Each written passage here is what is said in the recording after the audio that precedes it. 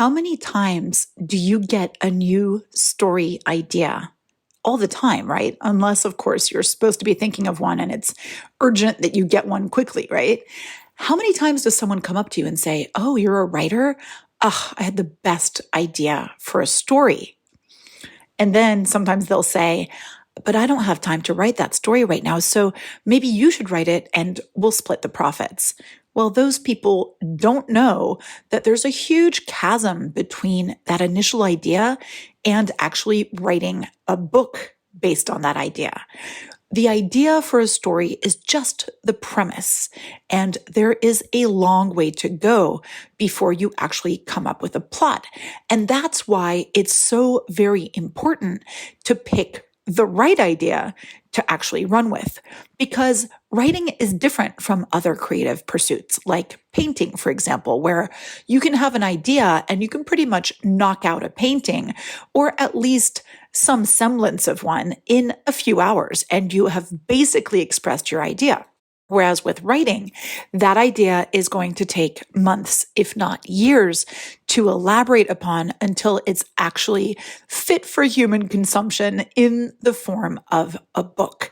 So just like any commitment, this idea becomes incredibly important. You know, when you're trying to figure out which person you're going to marry, the fact that it's such a huge commitment means that you're not just going to marry the first good-looking idiot who crosses your path.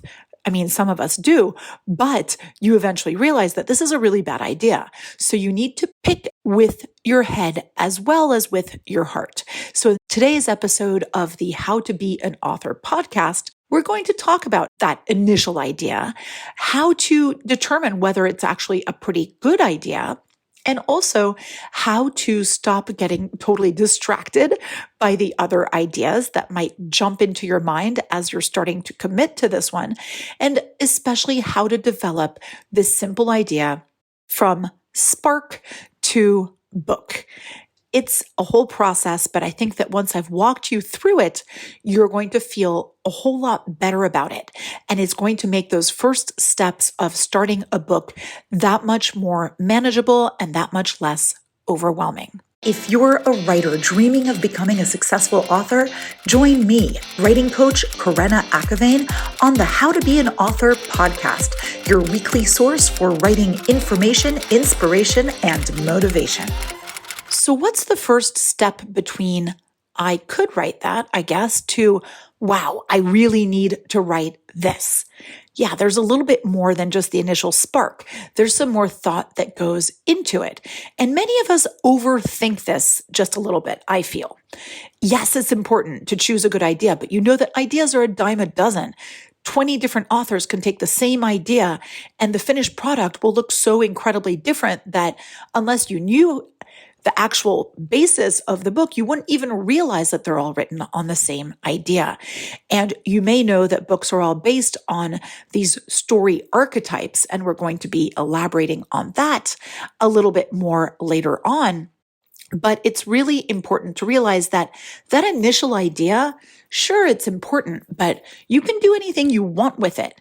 Just because you have an idea doesn't mean that you can't mold it as you go.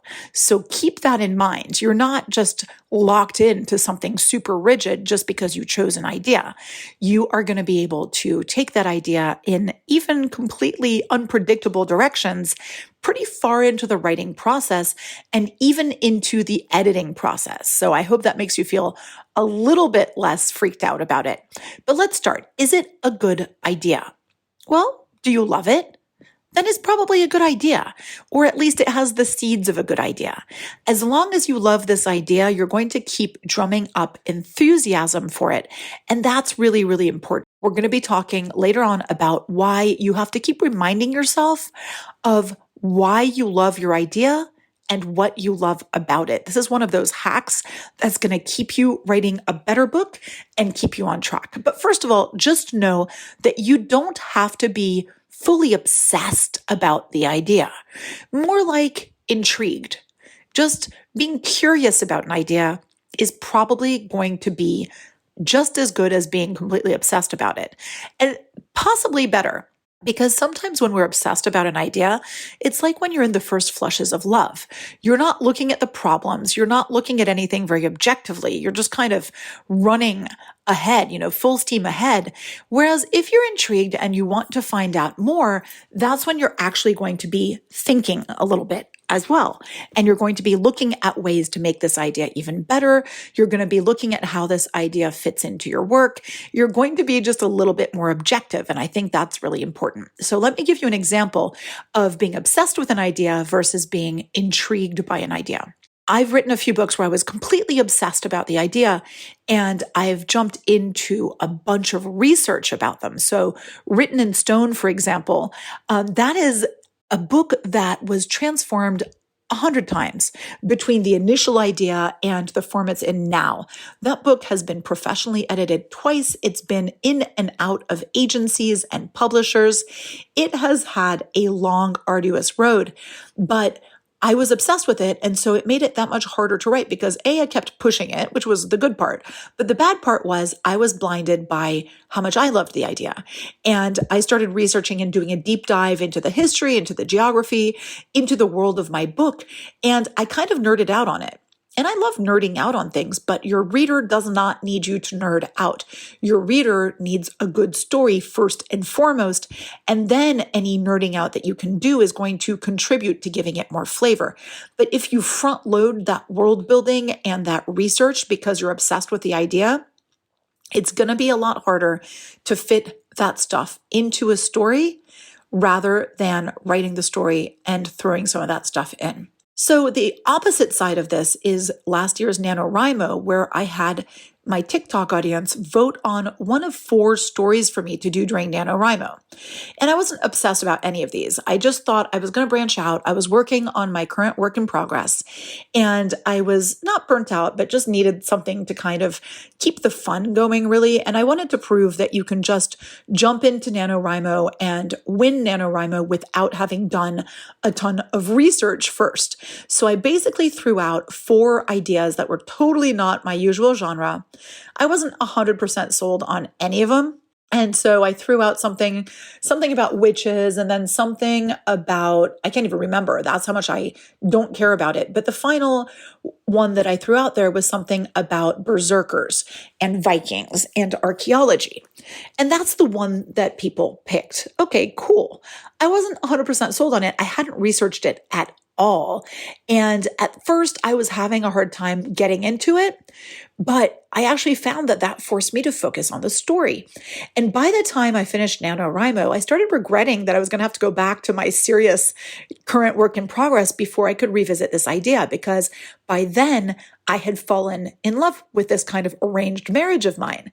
So I think that that's a really crucial thing for you to look at is once you're in your book, you're probably going to start falling in love with it. And it's important that you do, but at the right stage so that you're not blinded by love up front. Another thing that's important for me to mention is that at any given point, I have multiple books going on. I've got some at various stages of completion. I'm like a painter who jumps from canvas to canvas, but you always kind of have a primary one that you're working on. But when you're frustrated, you're going to jump to something else. I think that's really great because I have ADHD. It really helps me to not have to focus 100% on the same thing. But I know that since I'm working on other books at the same time or working on my author platform, it means that I'm still moving forward in my writing career. So I don't feel as freaked out when I'm a little distracted. The one thing you need to know, though, is that this means that your writing process on your main work in progress is going to take you a little bit longer. And in my mind, that's totally fine. It's not a race, right? You're not trying to beat everyone to the finish line unless you are, in which case, don't jump around from book to book. Just kind of lock into that one book. And then some people will say that it's like method acting. You have to really get completely sucked into the world of your book and be living it, breathing it, eating it, drinking it. That sounds kind of fun, but it also kind of freaks me out. That's not the way my mind works. And that means that the commitment of that one idea is so much scarier. But you decide if that's something that works for you. In terms of originality of your idea, so many writers worry about, is my idea original enough? Listen, I mentioned a little bit in the introduction the 7 story archetypes. And if you want to know what those are, you can look them up. We'll be talking about them more in future episodes. But just know that human beings have about 7 basic story types that they're used to hearing. And far from being bored by them, these are story archetypes that we react to because they're satisfying, full on story arcs. And so we like to hear this type of story. It feels satisfying.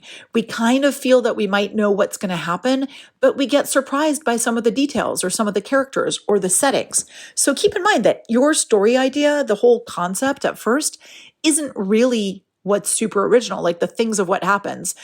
Person meets person, they fall in love and have to go through these adventures. That's not original in and of itself. But the details of your characters, of their relationships, and of where these stories are taking place, as well as your voice, your point of view, all of that, that's going to be where you start to get into the originality. Now, if you have this shiny object syndrome with your stories, as I was talking about, and if you're feeling that you can't afford to have a bunch of stories going on all at the same time, how do you pick one and how do you commit? So there's an episode of my previous podcast, Creative Happy Hour, that you might want to check out. I did an episode for multi-passionate creatives who are having difficulty settling on a single project, especially if they want to actually go pro, become professionals. You kind of do have to settle in and have a project that you plan on taking to the end so that you can actually sell it and expose people to it so that it helps you with your platform. So you have shiny object syndrome, though. How do you pick? I mentioned, which idea do you love most?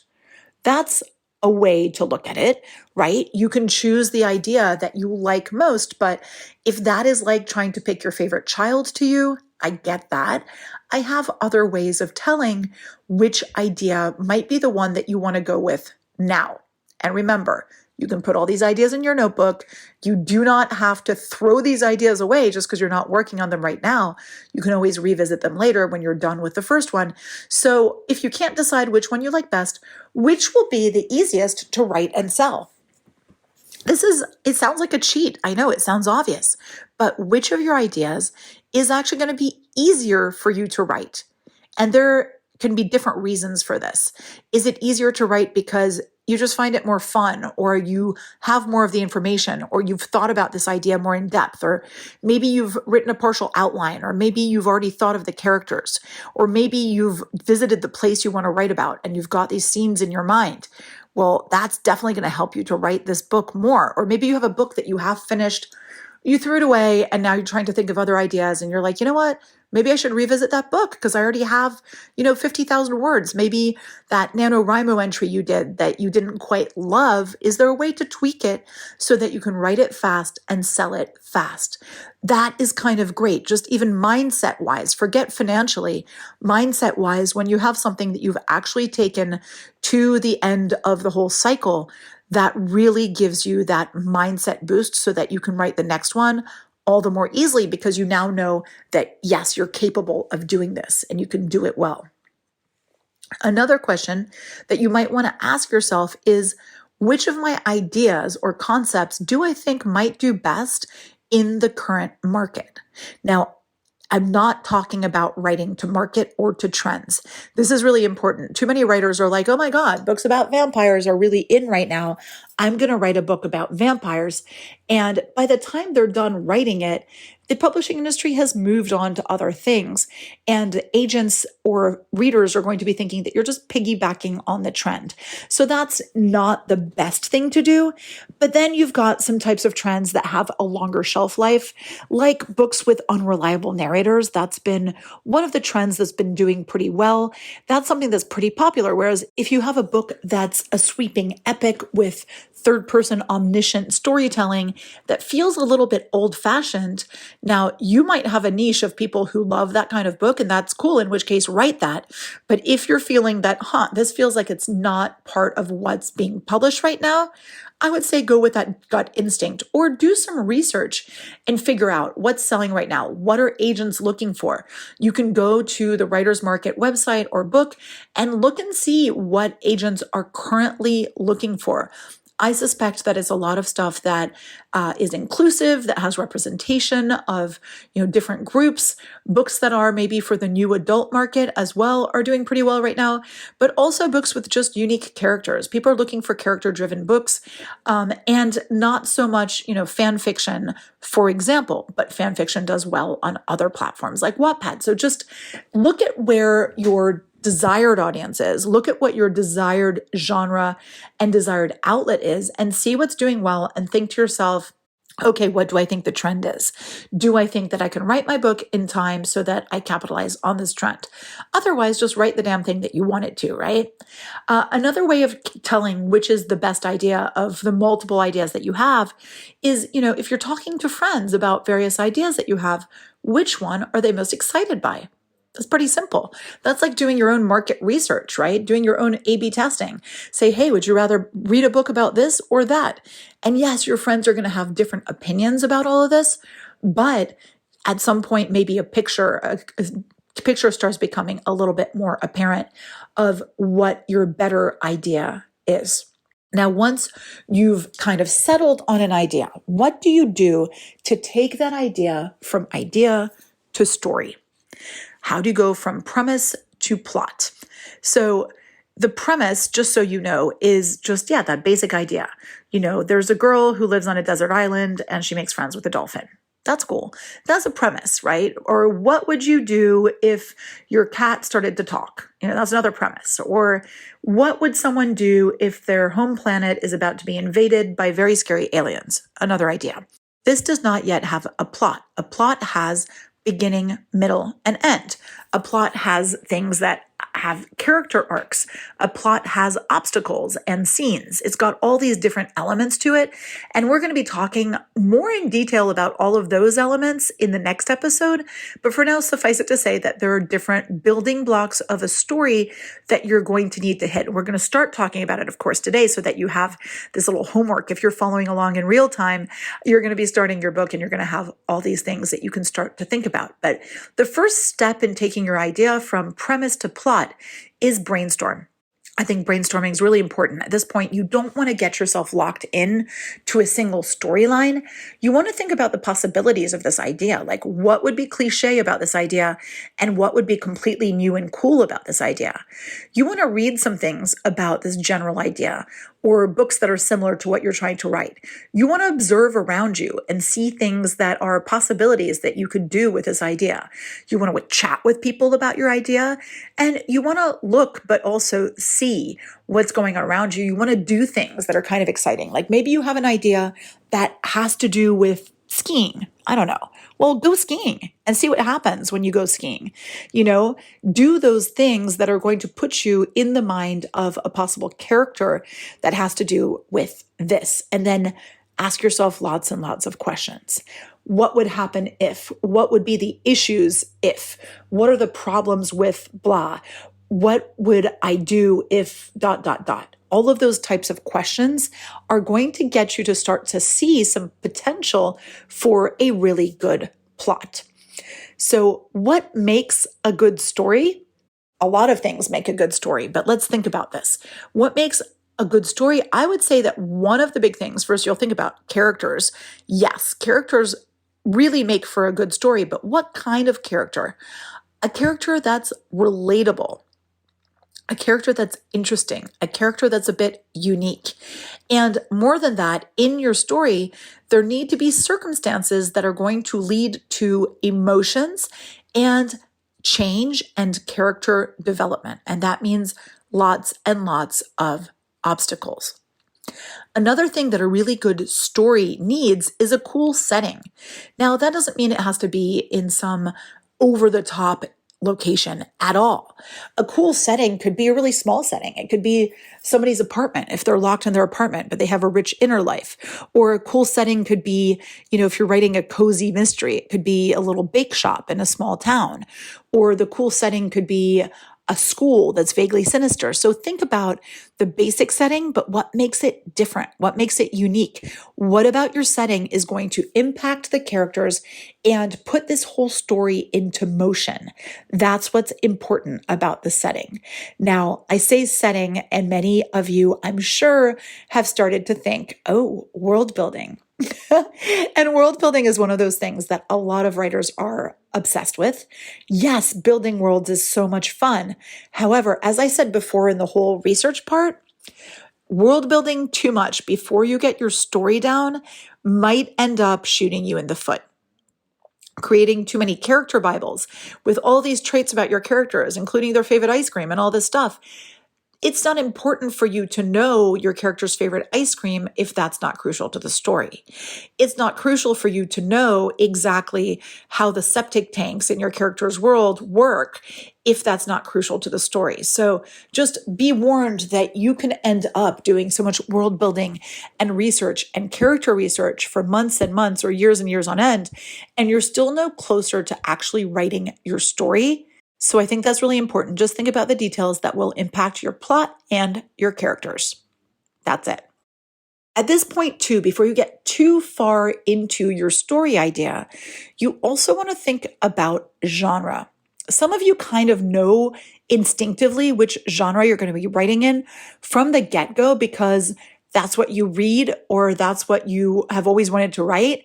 So that's easy enough. And oftentimes the subject matter or the way the characters are or the setting is, that's going to impact your genre, right? If you're writing about something that happens in the 12th century, well, your genre is probably going to be historical fiction or maybe historical romance. If you're writing about something on another planet, your genre might be fantasy or sci-fi. And depending on how old your characters are or what they're doing, that's going to make your book either young adult or literary fiction or thriller, whatever it may be. But I think it's really important to know about your genre early on because, especially if you're planning on doing conventional publishing, there are genre conventions. There are expected things in each genre. And if you really go against those genre conventions, you're going to have a harder time finding readers, marketing your book, and having an agent represent you because they like to know what they're selling and readers like to know what they're reading. So it's just important to think about this. And of course, you can be subverting genre conventions at some point or on some level, but really give it a good think before you really get too far into your writing. Now, I talked about falling in love with your book, and I was like, there's something that is important about this for later. And so here it comes. This is a huge, huge hack for writing any book of any genre or any style, any subject matter, including memoir, anything. Think about what you love most about your story and about your book. Think what's awesome about it, what's cool about it. And now I want you to make sure that you keep that in mind throughout the writing process and keep in mind how you're best going to communicate that to your reader.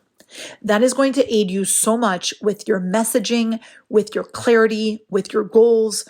Basically, a book, especially if it's nonfiction, is a call to action. And even a fiction book, you want to make your reader react a certain way and feel a certain way about it. So if you are crystal clear about what is really important and cool about your book, you'll be able to communicate that to your reader and write something that is more focused. And you're also going to be able to communicate that to an agent or a publisher. And that is really going to put you way ahead of other people who are querying at the same time as you. Another thing I want you to do when you're thinking about genre and style and everything is, well, when you're thinking about style, first of all, this is also based on who your reader is. Your reader likes to read a certain style. How are you going to talk to them? What's the tone of voice?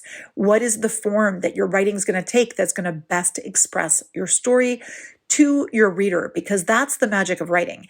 You're not just writing for yourself. You're not just writing into thin air. You're writing for and to somebody who's going to read it and interpret it. So this is an alchemy that is very important to be super, super serious and clear about. And I mentioned about how you publish and how you promote your book, how you write a synopsis, how you're going to, whether you're querying or whether you're publishing with a conventional publishing company or yourself, and who's going to find your book and how. Have some idea of how you want to do that, because that's also going to be a factor in the style of your book and how you write it, and how much you have to edit. I mean, I always say edit a lot, but how much you have to perfect your book before you start to think about which platform it's going to go on. Another thing I want you to check on and pick is tense and point of view. This may take trial and error. So when you're thinking about my tense or my point of view, am I writing it in present tense because it feels more immediate and exciting? Or am I writing it in past tense because it just feels more comfortable? Am I writing it in first person because I want the reader to really be immersed in this book? Or do I want to write it in third person because that just feels easier and better for me? There's no right answer here. And this may really take some trial and error, but I really think that you need to pick one and pick it kind of early, because unlike your characters' names or location names, it is impossible to do a find and replace on tense and point of view. So if you decide to change your tense and point of view midway through the process or after you've already written your book, you are going to be in a world of hurt. It's a complete disaster. And I really usually tell my writers that if they've gotten to 3/4 of the book with a certain tense and point of view, just stick to it, because it might not be worth the change. But definitely think about that now. And I also say, when you're in the brainstorming thing, before you've really fleshed out your story, I say totally brainstorm, start free writing. There's this whole debate between pantsers and plotters, people who write down their plot and they really research it, they do an outline, and then people who kind of free write.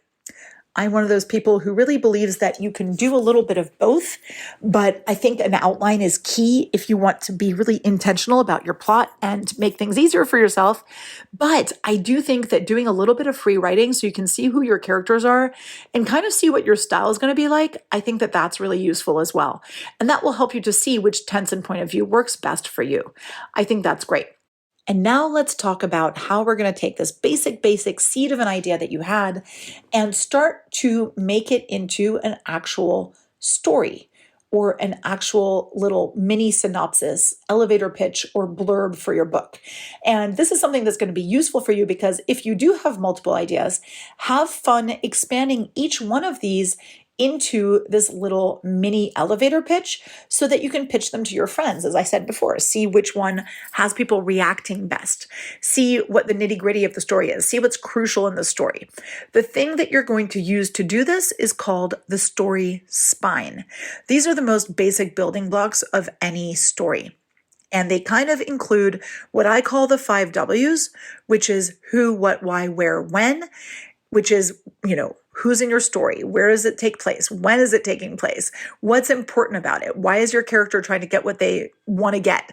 All of these things are really important. So you're going to use the story spine, and I'm going to give you this little formula, and it's absolutely going to change your life because it helps you to be so much more clear. I find that so many writers, even later in the process, are unclear on what their story is meant to be and how it's meant to go. And the story spine is going to give you that clarity. So here goes. Once upon a time, there was blank. Okay, this once upon a time is the time and the place where your story is taking place. And there was blank. Blank is your character, your main character. And this is crucial too, because too many people have too many darn characters. It's important to focus on your main character and your main storyline when you're first starting out. So who's this character? What's special about them? And what is their situation? So once upon a time, there was blank. Every day, blank. This everyday thing is their baseline situation. This is the world they find themselves in at the beginning of your book, or at least at the beginning of the story. And remember, the story spine is like any spine. You can do yoga, you can contort it, you can reorder things, not a big deal, but this is the fundamental that you have to have before you start doing all those gymnastics. So every day they blank. Baseline situation. This is their everyday life. There are things that they like about it, things that are comfortable about it, but also things that aren't perfect. There's a little bit of dissatisfaction with what's going on right now. So once upon a time, there was blank. Every day they blank. until one day, blank. This one day is the inciting incident. This is the thing that happens to your character, and it's kind of a little accident. Your character's not going to make this happen themselves. This is usually more of an accident, something that happens, like, a meteor falls out of the sky, or somebody comes into their store, or a child comes running in, something that happens to take them out of their everyday existence and kind of force them to do something. So recap. Once upon a time, there was blank. Every day they blank until one day, blank. Now you have because of this. So this is the thing that your character is going to have to do because of this inciting incident that happened. Many times they're going to resist doing anything, actually, but because of this, they're eventually going to have to do something. They're going to have to change their ways and go off on some kind of an adventure. Whether this adventure is a real adventure that they run off to some parts unknown, or whether this is just an emotional journey. So they're going to start doing things differently. Now, because of that, these new things that your character is doing, these new activities or these new people they've met or whatever, that is going to create a change. And it's going to create something that they're going to have to resolve. They're going to have to start doing things differently. So this is a whole change that's happening. So let's recap for a second. Once upon a time, there was, every day they blah, until one day, blah, because of this, blah, because of that, blah. Okay, now we have until finally. This until finally is when your character finally sees the truth and starts to engage in the act of changing. This is kind of the climax of your whole episode. This is where they have to have that battle royale to finally get to what they actually needed. After running after the wrong thing, they're finally getting to the truth of the matter. They're finally evolving. And ever since then, ... Ever since then, this is the ending of your story. This is how your character's life has changed. And this is really, really crucial. So this story spine gives you a mini story arc to think about, right? From beginning to middle to end. So I think that as homework, you can kind of do about 10 different ideas that you plug into the story spine. See which one is most exciting to you and start having some idea about which characters are going to populate this, where it's going to be happening, when, why it's important, what the stakes are. That's really, really crucial as well. And then in next week's episode, we'll start to talk about outlining. And before you say, oh my God, I hate outlining, I don't want to do it, we'll be talking about why you should outline and also talking about how to outline in a way that won't drive you crazy. I promise it's going to be very helpful. And even if you don't fully believe in outlining, some of the tips you're going to learn are going to be super, super useful. You will not believe how much it's going to help.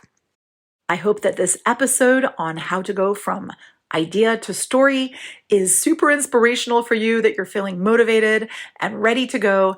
And I look forward to being with you next time on the next episode of the How to Be an Author podcast.